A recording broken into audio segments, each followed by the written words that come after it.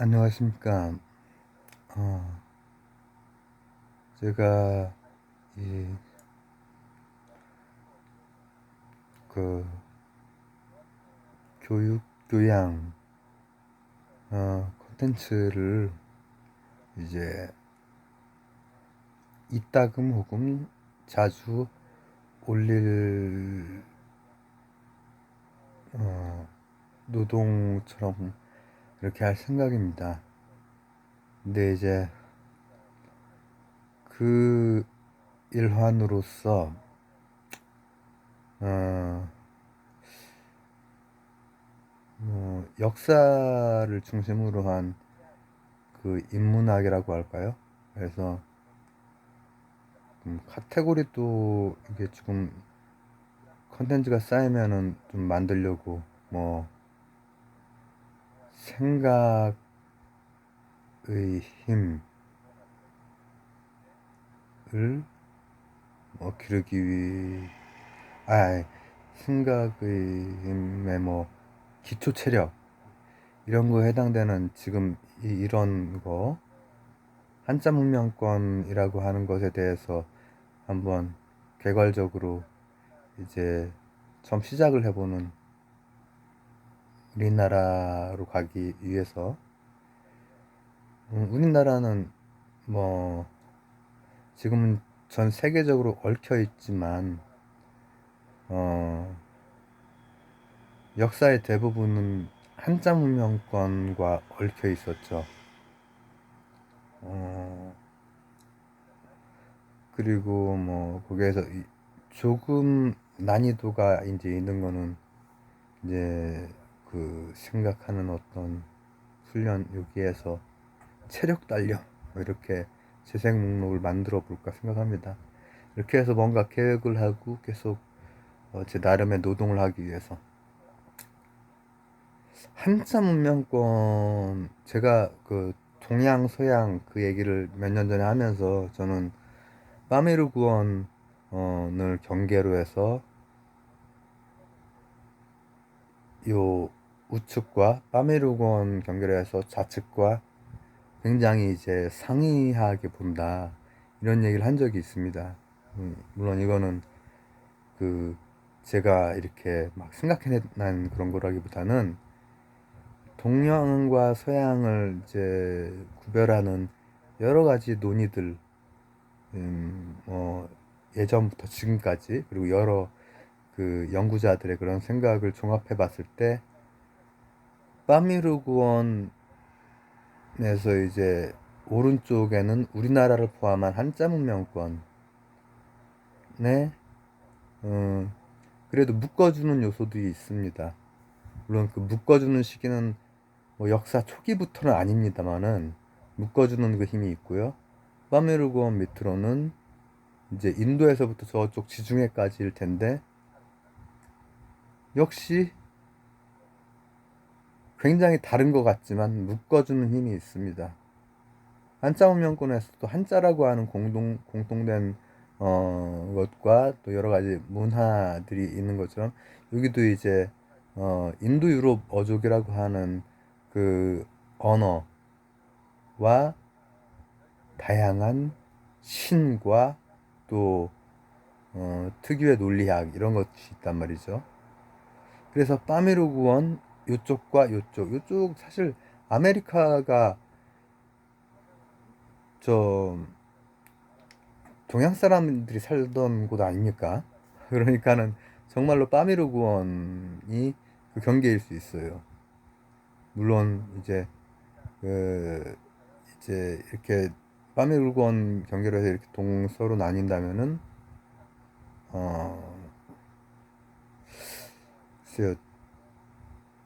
저는 이제 제가 예전에 족보 이런 거를 음, 맨날 그 할아버지랑 살았기 때문에 맨날 외웁니다.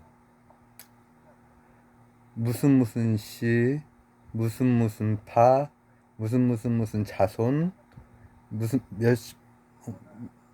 몇 대 손, 이것까지 외웁니다. 그래서 그거 이제 당연한 거고, 그리고 어른들 만나면 이제 그런 거 하고 하다가 나중에 족보를 이제 봤어요. 족보를 봤는데 참 재밌는 게 있더라고요. 족보에서 어른들이 강조하는, 문중의 어른들이 강조하는, 여러분들 족보 이렇게 책 있으신가요?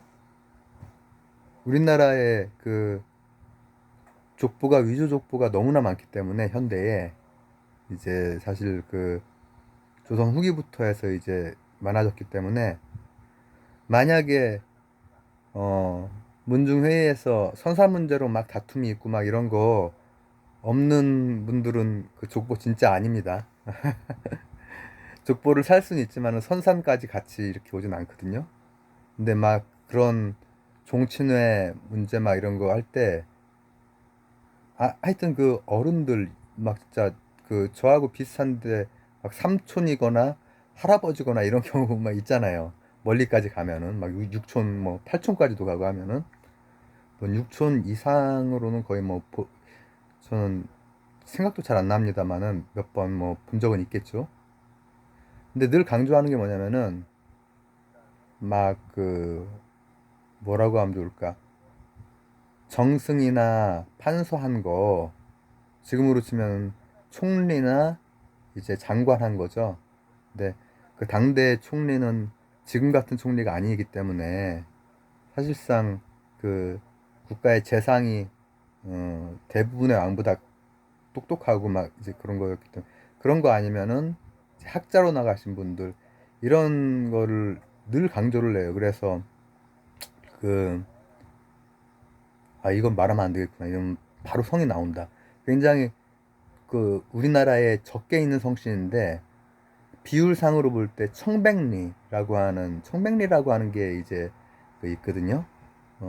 굉장히 그 청렴 결백한 어 이제 학자 관료 이제 이런 건데, 그게 비율적으로 압도적으로 1위예요. 절대 수치로는 당연히 전주이십니다. 근데 어 저는 살면서 저랑 같은 성씨, 친척 외에 같은 성씨를 딱 둘 봤습니다. 둘. 되게 희귀성씨예요. 그 둘이 또 그 형제였고, 사촌 형제. 그래가지고 한 명 때문에 알게 된 건데, 거의 반세기 가까이 살면서 그렇게 드물어요. 드물기 때문에 이제 거기에서 비율적으로 1위예요. 청백리. 근데 그 앞쪽으로 가면은, 앞쪽으로 가도 이제 뭐 관료가 있고 하니까 이제 그런 거를 하지만, 특히 청백리를 많이 강조를 하세요. 왜냐? 여기는 조선이었던 곳이기 때문에 문인 관료가 막 높은 자리, 관료 쪽으로 높거나 아니면 학식으로 높거나 이제 뭐 대제학이라든지 이쪽으로도 많이 나오셨거든요. 절대수가 아니라 비율상 굉장히 많아요. 인구. 왜냐? 저는 그 선조가 빠미로 구원 이 동쪽에 있던 분이 아니라 서역에서 오셨거든요. 서역에서 2000년 전에 그 왜 오셨을까? 제가 추론하기로는 아마 경주, 그때 당시에는 신라로 귀화를 하셨거든요. 신라가 그 엄청나게 막 넓은 땅 그런 게 아닙니다. 진짜 그 신라 통일 직전까지도 가야라고 하는 엄청난 세력도 있고 해서 경주 지방이에요. 근데 거기까지 어찌 됐건 간에 그렇게 오셨어요. 제가 가끔 마초 얘기하는데 그 서역 지방의 마초, 그 그런 지방 이렇게 거쳐서, 서역 지방에서 이렇게 거쳐서 오셨어요. 근데 뭐 제 생각에는 경주에 그 할머니가 예뻤을 것 같아요. 그러니까는 귀화를 하신 것 같아요. 그것도 어쨌든 처음에 오셨을 때 무장으로 오셨습니다. 근데 이런 거는 어른들이 별로 안 좋아하세요. 그러니까 무장 이전에 그거. 왜냐하면은 대한민국, 제가 어렸을 때까지만 해도 우리는 세계에서 보기 드문 단일 민족으로서 이런 얘기를 했었는데, 단일 민족 아닙니다. 저처럼 특이한 성을 가진 분들이 여기저기서 서쪽, 북쪽, 뭐 남쪽 뭐 여기저기서 많이 왔습니다. 어떤 성씨는 딱 바로 어디 뭐 중국에서 왔다, 혹은 뭐 인도에서 왔다, 인도에서 왔다는 설이 있다, 혹은 저는 아예 기록에 남아 있습니다. 서역 지방에 왔다. 근데 이런 거 얘기하면 별로 안 좋아하십니다. 제가 언제 한번 고모하고 뭐 이렇게 뭐 병원에서 아버지 그 위암 그 수술 받으실 때 지금 잘 회복하셨는데, 예전에 저 한 10여 년 전에 그때 막 옆에서 뭐 전주 이씨 막 실버타운 얘기를 하니까는 고모도 뭐 이렇게 한마디 하고 싶은데 저는 그냥 사실대로 옆에서 얘기했어요. 우리는 어 어른들이 좋아하시는 그 자랑하시는 청백리 비율상 압도적 1등 이런 거 있긴 하지만은 그 조상이 어 왜냐하면은 이성계도 이성계도 그 북방민족이에요. 아시겠습니까? 그러나 이 빠미르구원 요 동쪽 요쪽이라고는 볼 수 있죠. 나 이제 완전 서역 지방 같은 경우에는 마등에 대해서는 별 외모 묘사가 없죠. 마등은 너무 서역 사람처럼 생긴 거야. 그러면은 동양 사람들 눈에는 좀 징그럽고 좀 그랬을 거란 말이죠. 그때 당시의 어떤 기준으로서는.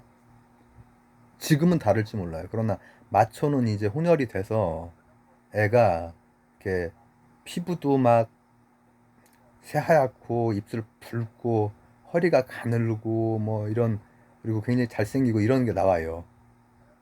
근데 그 저희 그 선조 할아버지들이 이 서역 지방에 사는 시기는 마초보다 마초마등 이 시기는 2000년이 채 안 되는 시기고요.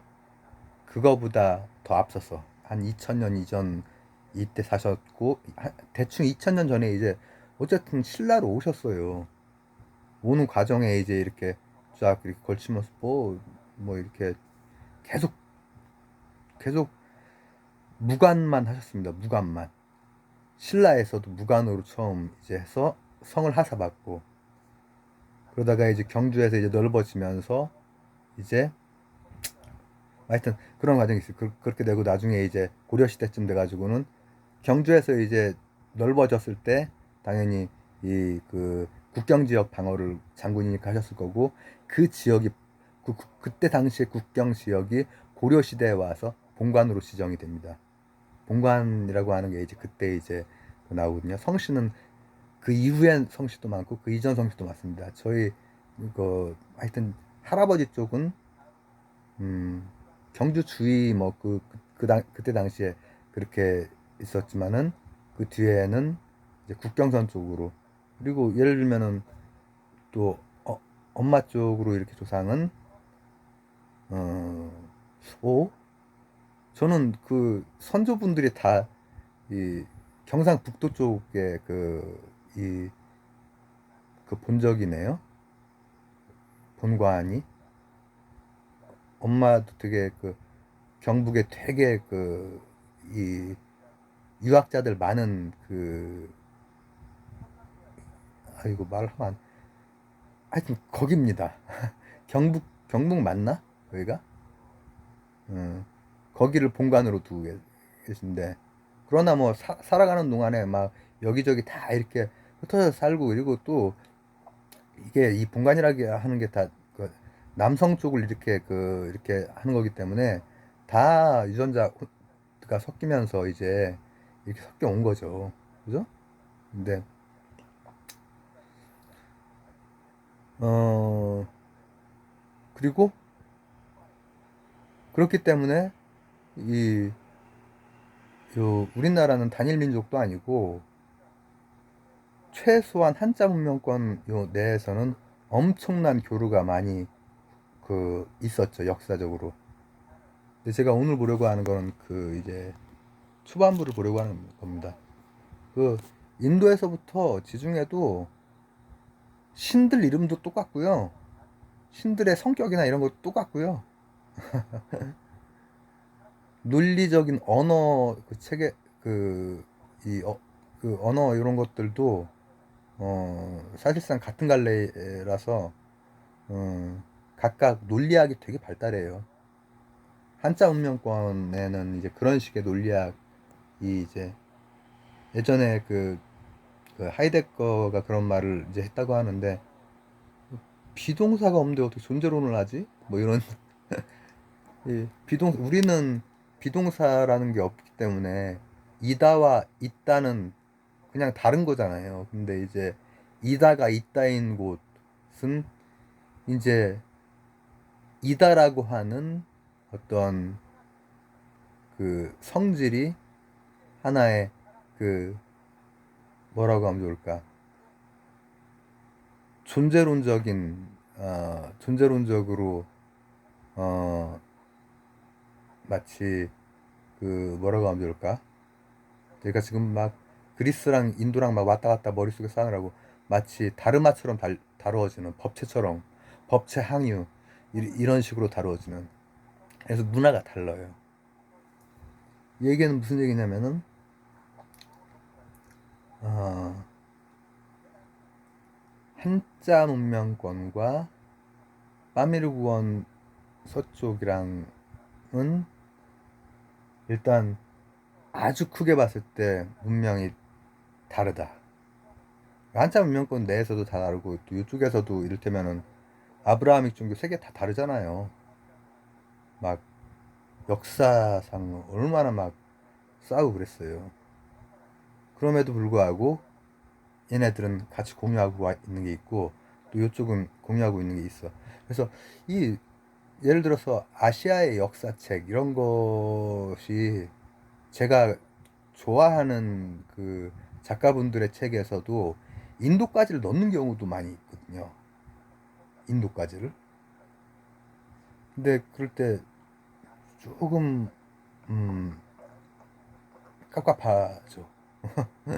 근데 이를테면은 그 학생들이 배우는 아시아사가 아니라 동아시아사긴 한데 거기가 빠집니다. 인도 쪽이. 저는 이제 그게 어, 사실상의 요 한자 문명권을 기준으로 한 거다라고 생각을 하죠. 그럼 범위가 어떻게 될까요? 일단 아메리카도 일찍 가가지고 거기에 다 아시아 사람들이 원래 있었잖아요. 그 선주민이에요. 우리 그 아시아 사람들이. 우리라고 하니까 좀 이상하긴 하네요. 저도 온 지 2000년밖에 안 됐는데. 근데 지금 제가 다루려고 하는 건 이제 2000년이 아니라 더 긴 막 이쪽으로 온 건 막 1, 2만 년 되고, 그리고 일단은 뭐 구석기 시대나 신석기 시대나 이런 것도 뭐 굉장히 오래되긴 했지만은 이쪽 중에서도 특히 한자가 이 한자를 그래도 좀 쓸 수 있는 나라들이 어디 있죠? 한자하고는 한자 비슷한 거. 일본 있죠. 우리나라 있죠. 지금 동쪽부터 보는 거예요. 왜냐하면 이 인디언들은 원래 그 저기에 있던 인디언 분들은 그 한자가 생기기 전에 갔어요. 그죠? 한자는 어, 보통 은나라 때로 많이 봐요. 은나라. 이제 하은주 이렇게 그 얘기하는데 요즘에는 그 은나라를 어, 상이라고도 합니다. 상족이 세웠다고 해서. 근데 그 상에서 그러니까 어, 그렇게 오래되지 않았어요. 어, 요 파미르곤 요쪽에 비해서 문자가 더 오래되거나 그러진 않았습니다. 사실 메소포타미아, 이집트, 인디아 인도 이런 데는 더 그 오래 전부터 썼어요. 근데 여기는 뭐 아무리 올려 잡으려고 해도 한 1700년 기원 전 이렇게 그 된단 말이죠. 그렇게 해서 한 대략 한 600년 정도 지속됐는데 이제 뭐 그 다 그냥 간접 영향권에 둔 거죠. 그 이전에 구석기, 신석기 그 문화들이 있고 청동기 문화가 들어설 때 청동기 문화의 가장 핵을 차지했던 이 무속의 집단이 이 동네 다 무속이 강합니다. 우리나라도 그렇잖아요. 그죠?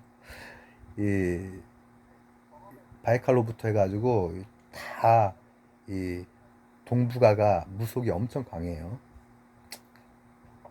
근데 그 나라에서 이제 점 보는 거 거북이 등껍다기라든지 아니면은 뭐 우골 이런 거에 이렇게 어떻게 해가지고 탁 갈라지게 점 보면은 이제 그거를 기록을 하는 거예요. 뭐 먹고 사는 일이죠 다. 죽고 사는 일이고 전쟁이라든지 농경이라든지 뭐 이런 거 이 기상 이런 것만 해도 우리가 지금도 기상이라고 하는 게 잘 감당이 안 되고 조절도 안 되고 그렇잖아요. 근데 그때는 이제 더 심하지.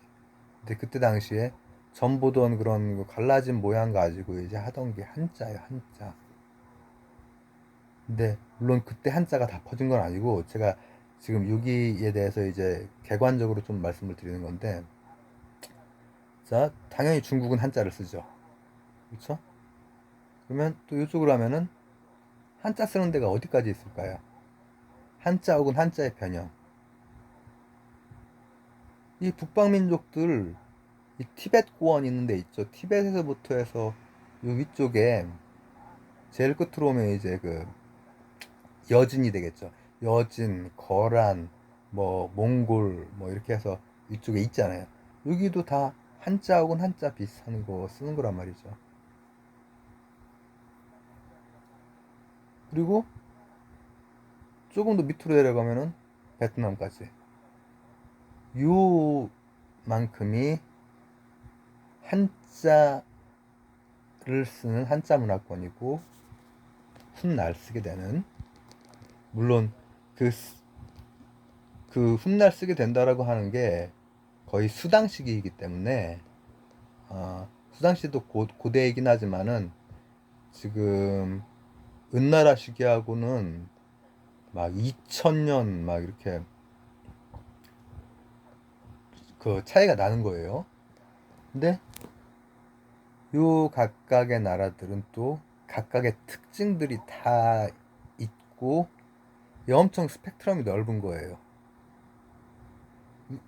모든 지역, 모든 그 뭐라고 합니까? 기후대가 다 있습니다. 냉대 지역에서부터 열대 지역까지, 그죠?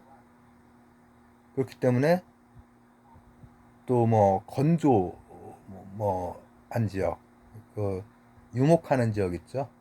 초원에 유목하는 지역도 있고, 이를테면 우리나라도 만주 쪽 우리나라라고 하네. 만주 쪽 우리나라 우리나라였으니까 예전에. 그리고 뭐 만주에 그 우리나라 피를 가진 사람들이 지금도 많이 살고 있지 않습니까? 어 그리고 홋카이도, 그 북해도 거기도 다 엄청 추운 지역이잖아요. 완전히 그 대륙성 기후에. 근데 중국 하나만 봐도 일단 맨 위에서부터 화북 지역부터 화남 지역까지 가면은 같은 그 과일이 이름이 달라지잖아요. 그리고 재배하는 것들도 다 달라지고 밭농사에서부터 뭐 유목에서부터 이저 이 이모작까지 베트남처럼 이렇게 다 달라져. 일본도 사실 좀 이렇게 길게 생겨가지고 우리나라도 길고, 이 공통된 것은 나중에 한자 문명권에 속하고, 또 공통된 것은 어, 이, 요, 그 지역들이 대륙성 기후이고, 근데 그럼에도 불구하고 이런 어떤 그 기후대인가라고 하는 것도 전체가 다 있어요. 전체가 다 있어. 전체가 다 있고 문화적으로도 위쪽에 목축하는 애들, 그다음에 이제 농경은 이제 전파가 어 대한민국 최고이지만은 농경은 중국에서 전파가 돼서 쫙 퍼졌을 수밖에 없죠.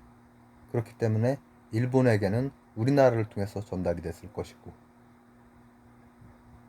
그러니까 철기나 청동기가 다 우리나라를 통해서, 중국 우리나라를 통해서 일본에 전달이 된 게 거기가 얼마 안 돼요. 굉장히 느려요. 우리나라는 지금 뭐 1500년, 기원전 1500년 전에서 2000년 전까지도 이제 가는데, 이제 나중에 2500 이상 이제 가게 되면은 이제 5000년 역사 되는 거죠, 실제로 단군. 근데 뭐 1500에서 2000년 전, 기원전 이렇게 보자면은 이 일본은 기원전 한 300년, 3세기 이 정도밖에 안 돼요. 그때야 이제 그 야요이 문화라고 하는 게, 그 전까지는 그냥 신석 시대야. 2000 몇백 년 전까지 계속 신석 시대예요. 근데 문화는 이쪽에서 이쪽으로 오기도 하지만은 얘네처럼 빠른 애들은 메이주신 같은 때 확 바꿔가지고 이쪽에서 이쪽으로 가기도 하죠. 그렇잖아요. 현대사는 그랬잖아요. 일본의 기술을 우리가 베끼고 우리 기술을 중국이 베끼고 이렇게 했던 거잖아요. 다 엮여 있잖아요. 뭐 베트남도 계속 중국이라든지 현대사까지도 우리나라나 일본이랑 다 엮여 있죠. 안 좋은 기억으로. 그리고 티벳도 중국이랑 다 엮여 있지. 몽골도 그 외몽골, 내몽골이 이제 있는 게 고비 사막을 경계로 해서 이제 그렇게 있는 거란 말이죠. 이 정도 되는 그 범위가 바로 한자 문명권입니다. 그리고 이 안에서 역사적으로 한자라고 하는 것을 공유하게 된 것은 수당 시기 정도라고 볼 수 있지만은 그 이전에 굉장히 달랐고, 그 이후에 굉장히 얽히면서 역사가 펼쳐지죠. 현대사에서도 엄청나게 복잡하게 얽히고, 현대사에서는 왜냐하면은 영국이나 미국이나 프랑스나 이런 데가 이제 우리 쪽으로 요 동네로 오니까 독일이라든지 이탈리아라든지 이게 나중에 다 오죠. 앞쪽에 말한 열강들은 좀 빠른 애들이고 뒤쪽에 있는 애들은 좀 급하게 통일해가지고 이제 온 애들이고, 요 동네에 대해서 기초가 되는 것들을 한번 어, 얘기를 시작을 해보도록 하겠습니다. 그리고 오늘은 개관적으로 한자 문명권의 그 범위랄까, 그리고 왜 한자 문명권을 보며 또 이 한자 문명권, 그러니까 중국도 우스운 나라가 아니고 일본도 우스운 나라가 아니에요. 근데 이 한국이 정말 어, 중국 쪽에서도 일본 쪽에서도 지우려고 해도 참 지우기가 굉장히 어려워서 한 번밖에 완전 식민지가 된 적이 없어요. 중국 통일한 때마다, 통일할 때마다 이 한반도를 어떻게 해보려고 얼마나 노력을 했는지 아세요? 코웨이에서 나온 삼국지 2를 제가 좋아하는데, 하다 보면은 막 여기저기 영토 넓히다 보면은 야, 저 한반도만 하면 끝인데 그런 생각이 되게 들어요.